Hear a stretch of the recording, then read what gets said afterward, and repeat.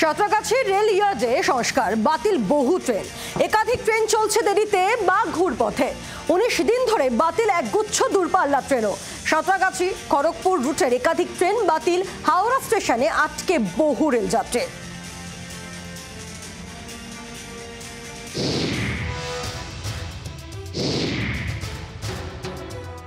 Santragachi rail ইয়ার্ডে signalling ব্যবস্থা বিকল, তার মাসুল দিতে হলো নিত্য যাত্রী থেকে পর্যটকদের।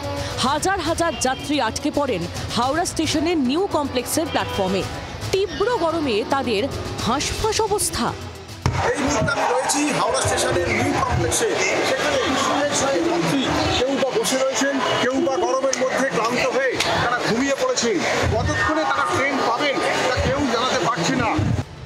সিগন্যালিং ব্যর্থতার ফলে ট্রেন পরিষেবা পুরোপুরি বিপর্যস্ত হয়ে পড়ে। হাওড়া থেকে সাঁতরাগাছি যেতেই লেগে যায় 2 ঘন্টা। পূর্ণ কাজের দিনে রেলের এই অব্যবস্থায় ক্ষোভ উগরে দেন যাত্রীরা।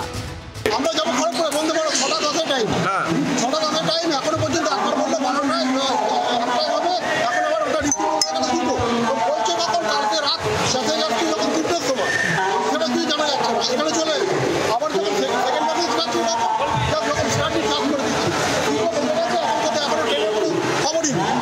হাওড়া স্টেশনের দক্ষিণ পূর্ব শাখায় যাতে ট্রেন চলাচল স্বাভাবিক হয় সেই কারণে সাঁতরাগাছি রেল ইয়ার্ডকে ঢেলে সাজানোর সিদ্ধান্ত নেওয়া হয়।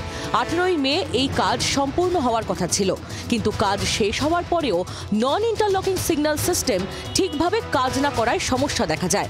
সোমবার লোকাল ট্রেনের পাশাপাশি দূরপাল্লার ট্রেনও দেরিতে চলাচল করে।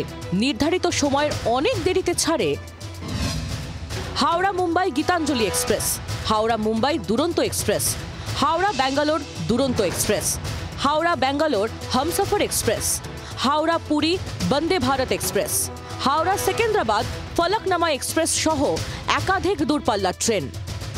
গরমের ছুটিতে অনেকেই ঘুরতে যান। দক্ষিণ ভারতের হাসপাতালগুলিতে চিকিৎসার জন্য অনেকে ট্রেন ধরতে আসেন। বিপাকে পড়েন সকলেই। এখানে কোনো প্ল্যাটফর্ম নম্বর দেয়নি।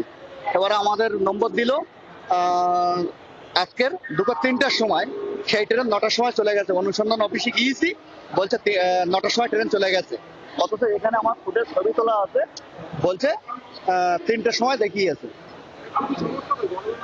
ভীষণ সমস্যার মধ্যে আছি এখন। আমাদের তো ট্রেন চলে গেছে, আমাদের তো কনফার্ম টিকিট, ট্রেন তো চলে গেছে, এখন আমরা কি করব?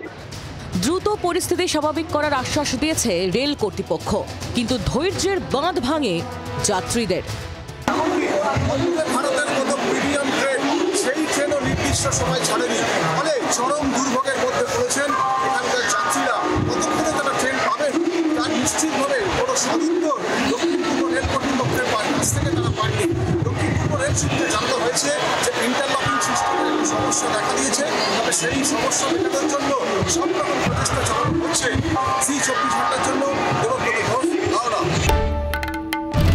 বাংলার আওয়াজ, বাঙালির আবেগ, জি24 ঘন্টা।